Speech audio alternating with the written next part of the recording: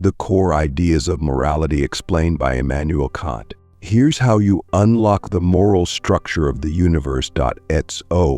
Let's jump right into it. The first major idea in Kantian Metaethics is the categorical imperative. This is probably the most famous and central part of Kant's ethical system. But what does it mean? Essentially, the categorical imperative is a principle that tells us how we ought to act no matter what.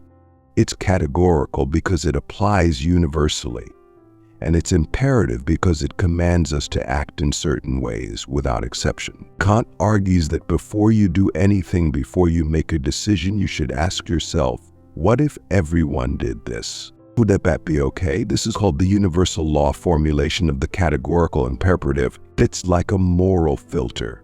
Imagine you're about to lie to someone to get yourself out of trouble. Ask yourself, what if lying were a universal law?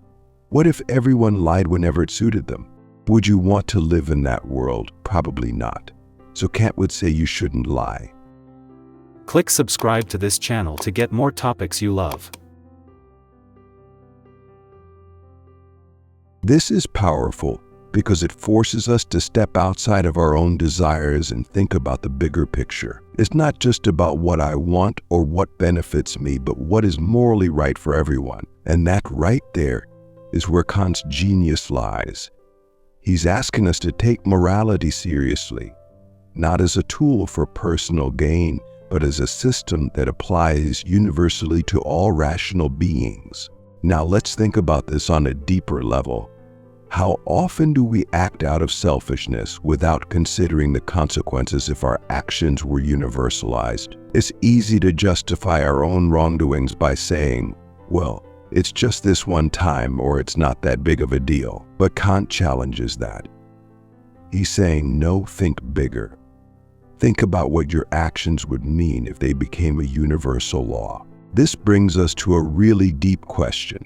What are the personal habits or decisions in your life that you wouldn't want everyone else to adopt? It's heavy, right?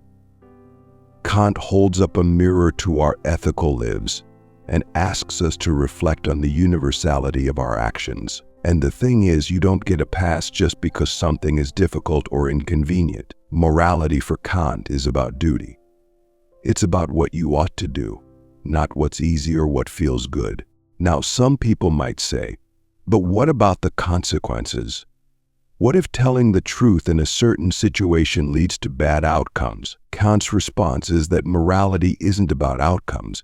It's about following the moral law. If your actions are grounded in good intentions, in the right maxims, then you've done your duty. Even if things don't turn out the way you hoped, you've acted morally. This leads us into the second core idea, autonomy. In Kantian ethics, autonomy is not just freedom to do whatever you want. It's the freedom to govern yourself according to rational moral laws. Kant believes that true moral actions come from within. They come from you recognizing and following the moral law, not because someone told you to, but because you as a rational being see that it's the right thing to do. Autonomy is a huge concept because it gives each of us the power to be moral agents. It's not about external laws or rules placed on us. It's about self-legislation. And this is where Kant's respect for human dignity comes in. He believes that because we are autonomous beings, because we have the capacity to reason and make moral decisions, we have an intrinsic worth. We're not just animals acting on instinct. We're rational beings capable of understanding and following moral laws. But with that autonomy comes a heavy responsibility. It means that you are responsible for your actions, not your circumstances, not other people. You. Kant is saying you have the ability to reason, to think about what's right and wrong, and to act accordingly. This is where Kant's ethics really hit home. He's not giving us a checklist of rules to follow blindly. He's giving us a framework for understanding morality and then saying, now go and live it. This idea of autonomy also ties into Kant's emphasis on duty.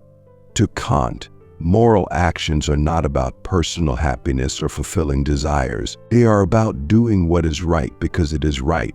He distinguishes between perfect and imperfect duties. Perfect duties are those that admit no exceptions, like the duty not to lie or the duty not to commit suicide. Imperfect duties, on the other hand, allow for some flexibility, like the duty to help others or the duty to cultivate your own talents. But here's the kicker: both types of duty stem from reason. They are not about what you feel like doing. They are about what you ought to do. Now let's take a moment to reflect. Are you living according to duties that you've recognized as rational and moral? Or are you letting your emotions, desires, and external pressures dictate your choices? Kant's idea of duty cuts through all the noise. It's not about what's convenient or what feels good, it's about what's right. Now that we've touched on the categorical imperative, autonomy, and duty, let's dive into one of the most crucial elements of Kantian Metaethics: the role of reason in ethics. Reason is at the core of Kant's entire system. It's where everything starts and ends. Kant believed that moral principles must be grounded in reason, not in emotions or societal norms. That's a radical idea, especially when you think about how much of our ethical decision-making today is influenced by feelings or external factors. But Kant says no, moral truths are not subjective. They are objective, and we can discover them through rational thought. This is a huge departure from other ethical theories that rely on consequences or feelings to determine what's right and wrong. Kant doesn't care about how you feel about a situation. He cares about what's rational. So what does it mean to be rational in Kant's system? It means that your actions must be guided by principles that can be universalized. It means that you must act in ways that respect the autonomy and dignity of other rational beings. And it means that you are responsible for using your reason to figure out what's right. This brings up a profound question: do you trust your reason to guide your moral decisions, or are you relying too much on emotions and external influences? Kant would argue that if you're not using your reason, you're not living up to your full potential as a moral agent. You're letting yourself be swayed by things that shouldn't determine what's right and wrong. One of the most important aspects of Kant's ethics is that reason gives us the ability to be truly free. Not free in the sense of doing whatever we want, but free in the sense of being able to act according to moral laws that we've recognized as rational. This is what makes us autonomous. This is what gives us dignity. When you act according to reason, you're aligning yourself with a universal moral law that applies to all rational beings. But you're not just thinking about yourself, you're thinking about how your actions fit into the broader moral landscape. And that's where Kant's idea of universalizability comes in. But here's the thing: universalizability isn't easy.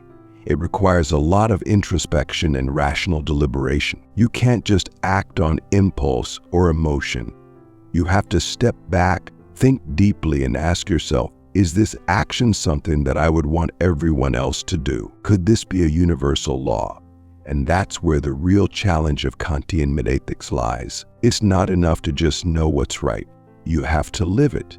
You have to act according to the moral laws that you, as a rational being, have recognized as universal. And that's tough. It requires discipline, reflection, and a deep commitment to doing what's right. We've gone deep into the categorical imperative, autonomy, duty, reason, and universalizability. But now, let's bring it all together and talk about the unshakable foundation of Kantian Metaethics, the idea that morality is objective, universal, and grounded in reason. Kant believed that moral principles are not up for debate. They are not a matter of opinion or cultural preference. They are universal truths that apply to all rational beings. And that's a bold claim. In a world where so much of our ethical thinking is relativistic, where people say things like, well, that's true for you, but not for me, Kant stands firm and says, no, morality is not relative. It's universal. But how do we know what's morally right? Kant says we know through reason. We don't need religion, tradition, or external authorities to tell us what's right. We have the capacity to figure it out ourselves. That's what makes us rational beings. That's what gives us dignity. But with that dignity comes responsibility. Kant is telling us that we must use our reason to determine what's right. We can't rely on feelings or societal norms. We have to think deeply, act according to universal principles, and take responsibility for our actions. This is what makes Kantian Metaethics so powerful and so challenging. It's not just about following rules, it's about understanding the very nature of morality and living according to it. It's about recognizing that as rational beings, we have the ability and the duty to act according to universal moral laws. So here's the final question: are you ready to take on that responsibility? Because if you are, Kant's system gives you everything you need to live a moral life grounded in reason, autonomy, and universal principles. It's not easy, but it's worth it. Because when you live according to Kantian ethics, you're not just living for yourself, you're living for something much bigger. And that, my friends, is the essence of Kantian Metaethics.